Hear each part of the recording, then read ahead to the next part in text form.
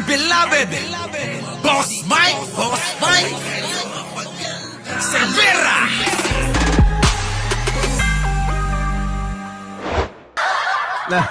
Natatawa ako mga kababayan ko, si Norman Mangusin habang naka-live, hinuli ng pulis. Gusto niyong makita mga kababayan ko kung paano hulihin. Nakakatawa to si Norman Mangusin talaga eh, mga kababayan. Parang tangengot lang mga kababayan ko. Ito wait lang ha. Ito. Wait. Wait lang. Tanga-tanga kasi. Ito mga kababayan ko ha.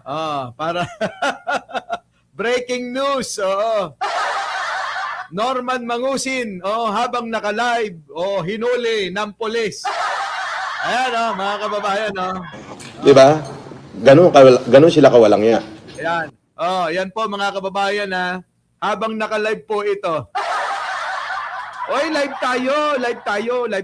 Wala pa si Mima, wala.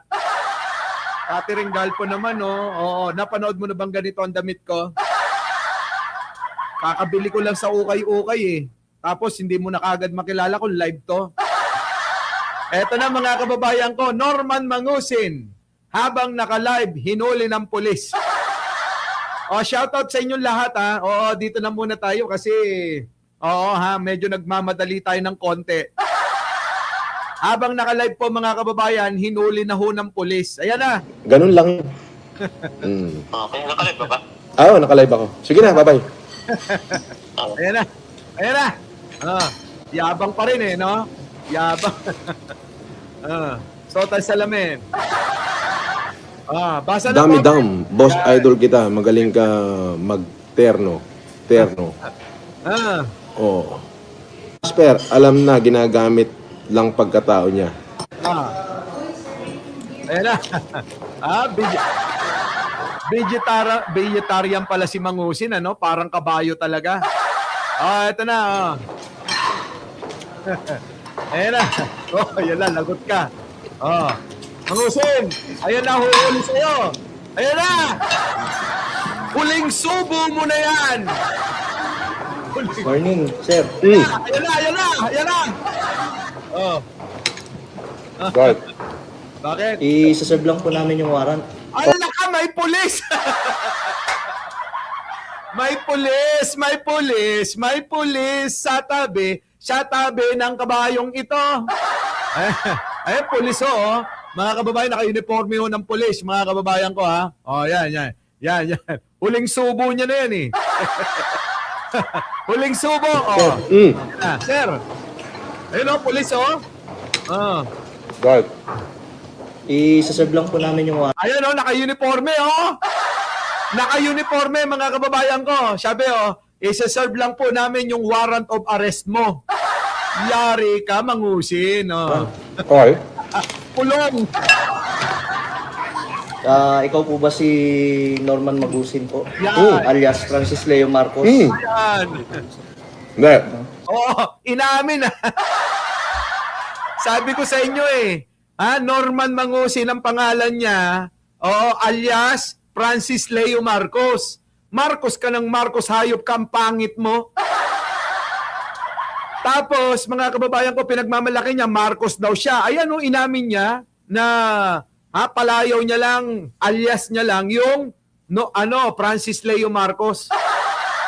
Ngayon alam niyo na tingnan niyo mukha ni Mangusin biglang namutla. Namutla mga kababayan, namutla yung mukhang kabayo. Hindi ko naman sinasabing kamukha ni Libayan ito Oy!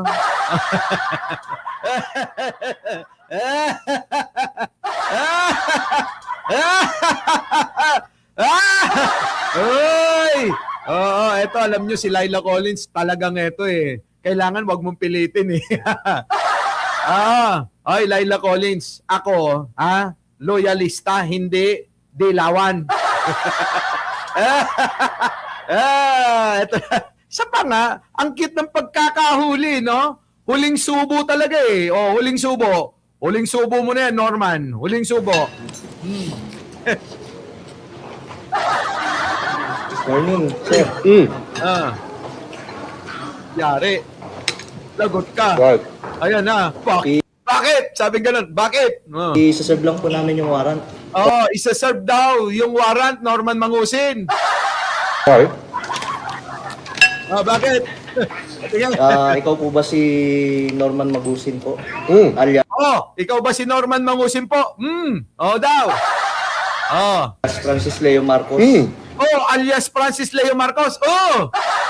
Sabi ko sa inyo binobola kayo na itong pangit na to Di ba kabilin-bilinan ko sa inyo, magpapaloko na rin lang kayo sa gwapong katulad ko. At least loohin man kayo ng gwapong katulad ko, wala kayong pagsisisihan. Kasi nag-enjoy naman kayo. Dito kapag dito kayo nagpaloko, bangungot ang aabutin nyo. Eto. Yari, no? Mga kababayan, yari itong si Norman Mangusin. Hindi. Sandali, patayin mo muna! Naka-live, mga kababayan, habang hinuhuli. Putik na yan, Aray ko, Norman! Aray ko! Yan ang sinasabi ko sa'yo Nako, yari ka ngayon. Nakalimutan mo yata UTW, dati, yung ICC director.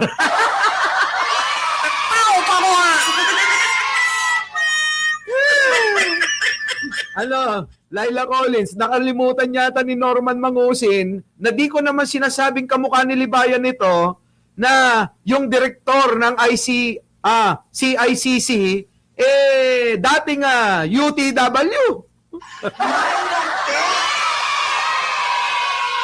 Diba? Wala na. Wala na to, Laila Collins, yari na. Nasa oblo na to. Namutla ho yung mukha Namutla yung mukha ni Norman Mangusin. Tignan nyo, titigan nyo. Putlang-putla ho yung maitim na mukha, biglang namuti ano na, Norman, patayin mo! Ayan, pinatay mga kababayan ko. Wala na. Pinatay niya na. Kasi mga kababayan ko, wala ho takot na takot Biruin mo, habang naka-live ka, hinuhuli ka. Dapat ang title nito, Norman Mangusin. Dinakma habang naka-live. Norman Mangusin.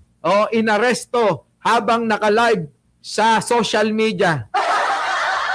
Norman Mangusin. Hindi kamukha ni Libayan. Mas kamukha ni Banat Bay.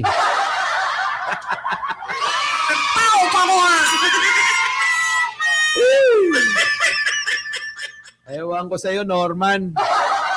Magbago ka na kasi. Alam nyo naman, di ba? Ito ho yung mambubudol, scammer talaga to.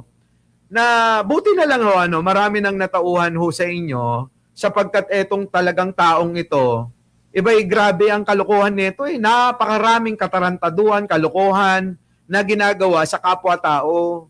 Yung pong pinapakita diyan, mga props lang ho yun. Huwag ho kayong maniniwala sa mga pinakikita niya na tumutulong, yung pinakikita niya na merong inaabot kung kani-kanino na sobre, mga kababayan ko.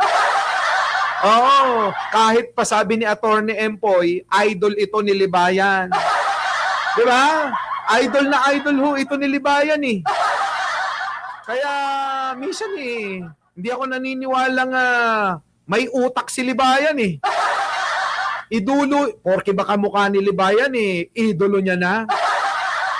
Hindi porke kamukha nyo, ako nga kamukha ko si Sam Melvin, hindi ko idol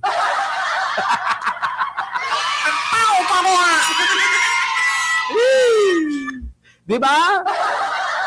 Libayan, matuto ka na, hindi porke kamukha mo to, maging idol mo na siya. Ako?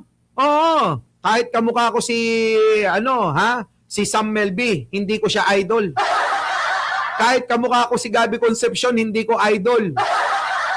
Kahit kamukha ko si Juan Mig Bondok, hindi ko idol. Dahil ang idol ko, walang iba, kundi si Andrew A.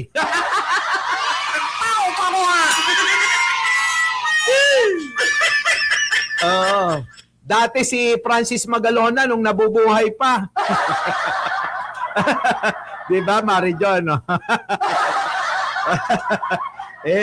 Idol ni ano to? Idol ni Banat Bay, idol ni Libayan.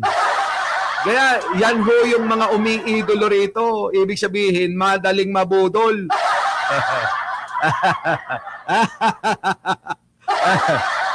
Laila Collins, kailangan pa raw ni Jake Magnus magpatangos ng ilong. Gagayahin daw niya si Mima para maging kamukha ko siya.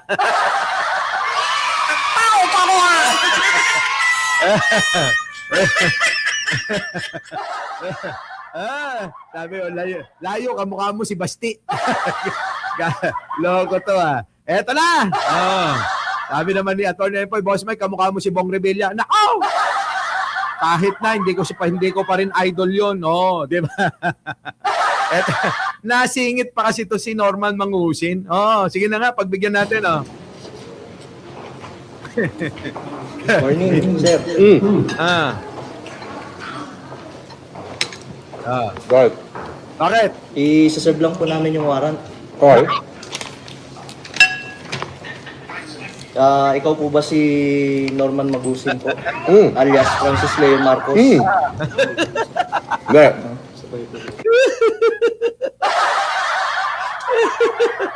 Patayin mo na. Ikaw, Laila Collins, hindi ko na nga nababanggit yan, Baka mamaya mapunta na naman yung topic ko dyan kay Romualdez. Bahala ka. Ito na mga kababayan ko. Hindi ho yan yung topic natin, mga kababayan ko, kundi itong pag-rest back ng Malacanang dito kay Kaufman. Ni-rest backan ho ng Malacanang si Kaufman dahil sa mga binitawang salita na para bang kasalanan ni Pangulong Bongbong at ang nagpakana kung bakit nadala si Digong doon sa dahig ay si Pangulong Bongbong. Nako! Ito ho ang rest back ni Atty. Claire. At ito pa, Pilipinas babalik na sa pagiging membro ng ICC. Nako! ICC yan mga kababayan Namali lang yung ating pindot dyan ICC yan, Boss Mike. Ewan ko ba bakit namali? So ngayon, mga kababayan, unahin na natin talakayin ito. Patay kayo rito. Pasok! Ating Pangulong Duterte. Palasyo, binanatan si Attorney Nicholas Kaufman matapos akusahan si Pangulong Marcos na nais in-neutralize ang dating Pangulo at ang kanyang legacy. Brigada Maricar Sargan, ibrigada mo! Kita nyo mga kababayan, nais daw in-neutralize ni Pangulong Bongbong Marcos ito pong si Duterte. Layas ka na, tapos na comedy. Thank you, Laila. Ito na.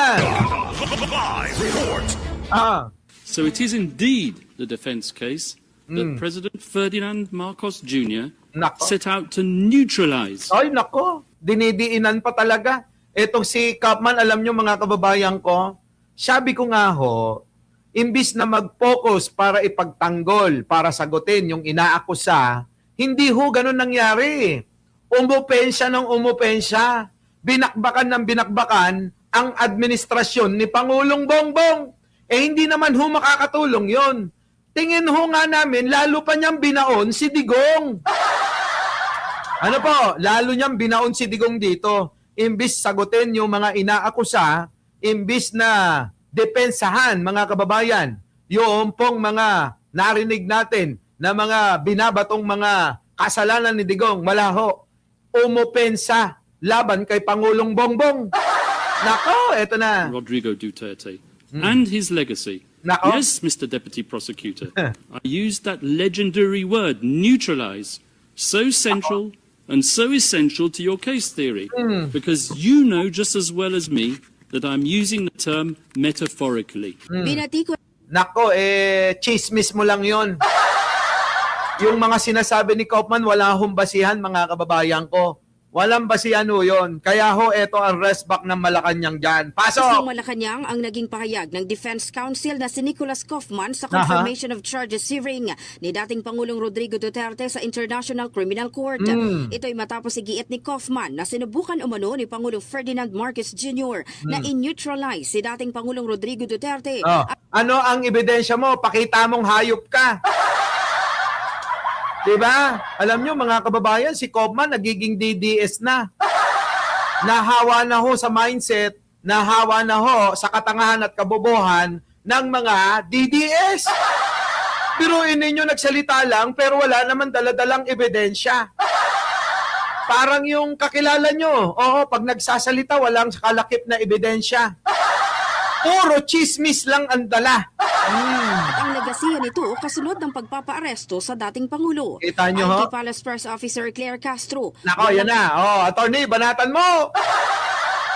Banatan mo, attorney, ha? Batayan ang naturang alegasyon at taliwas ito sa aktual na timeline ng mga pangyayari. Binigyang diin ni Castro na naihain ang mga kasong crimes against humanity Ayan sa na. ICC noong taong 2017, panahong pribado. Kita nyo mga kababayan ko?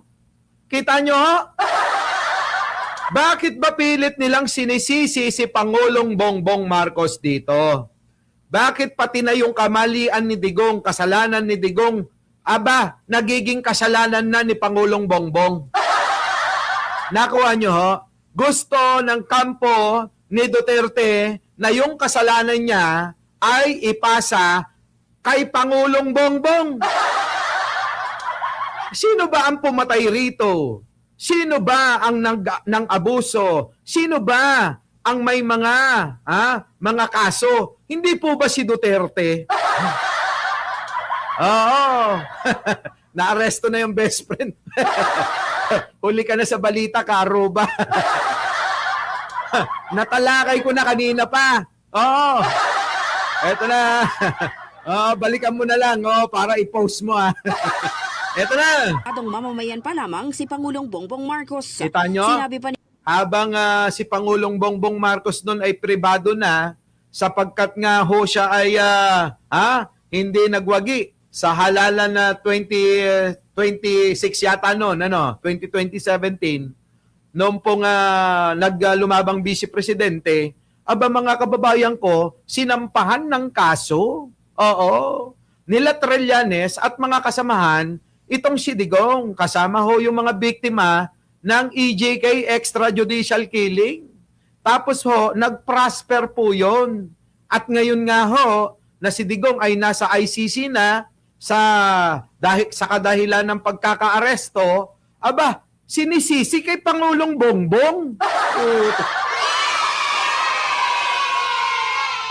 Hindi ko makuha ho at hindi ko makita yung logic nila. Bakit naging kasalanan ni Pangulong Bongbong ito, Kaaruba? Castro na tila si Kaufman ang may severe cognitive impairment dahil anyay nakalilimot ito sa mahahalagang detalye ng kaso. Kaya nga, Kaufman, magpa-check up ka rin, ha? Kasi mukhang ikaw na yung nakakalimot, mukhang yung sakit ni Digong na tinutukoy nila, ikaw talaga ang may sakit na ganyan, ha? Siguro mga kababayan, manawagan kayo mga DDS, ipa-check up si Kaufman. Mukhang may problema rin sa pag-iisip yan. Mukhang may sakit na limot yan. Putik na yan, mga restback, simpleng-simple lang, ha? Simple, mga kababayan, yung restback ng Malacanang. Dagdag pa ng Malacanang, hindi rin umano nakapaglatag si Kaufman ng malinaw na depensa kaugnay ng mga alegasyon ng extrajudicial killings na iniuugnay sa dating Pangulo noong alkalde pa lamang ito. Kita nyo ho, wala talaga siyang naipakita na panghadlang o panlaban po sa inaako sa kay Digong. Hindi po nagpakita etong si Kaufman. Kaya ho nagtataka pati mga DDS dyan, bakit daw si Kaufman ay hindi man lang ipinagtangkol si Digong kung hindi umupensya, bumanat ng bumanat kay Pangulong Bongbong. At tila ba hindi ho nabanggit yung mga nagpumilit na madala sa ICC yung kaso na yan ni Duterte. Bakit ho hindi binanggit si Trillanes? Bakit ho hindi binanggit si Laila de Lima? Bakit hindi ho binanggit yung Magdalo? At bakit hindi binanggit yung mga pare madre, religious group na tumutulong sa mga biktima ni Digong? Diba mga kababayan ko? Ang punteriya nila, si Pangulong Bongbong, pinapasama nila. Siyempre nga naman, kailangan pasamain si Pangulong Bongbong, baka sakali last minute, maagaw pa ni Sara yung kapangyarihan bilang presidente. Asa ka pa, Sara? Ay! Huwag ka nang umasa kasi hindi ka rin mananalo. Hindi ka at magtatagumpay sa pang-aagaw sa pwesto at hindi ka rin mananalo, maniwala ka. Ang panalo mo, suntok sa buwan. Live tayo, Mary Ann, ha? Live tayo. Tuloy. Giit ng palasyo, mas makabubuting pagtuunan ng kampo ng dating Pangulo ang mga usaping legal sa halip na maglabas ng mga pahayag na may bahid politika. Kaya nga, pinupolitika mo Kaufman Utos ba ni Sara yan? O utos ni Digong sa'yo yan?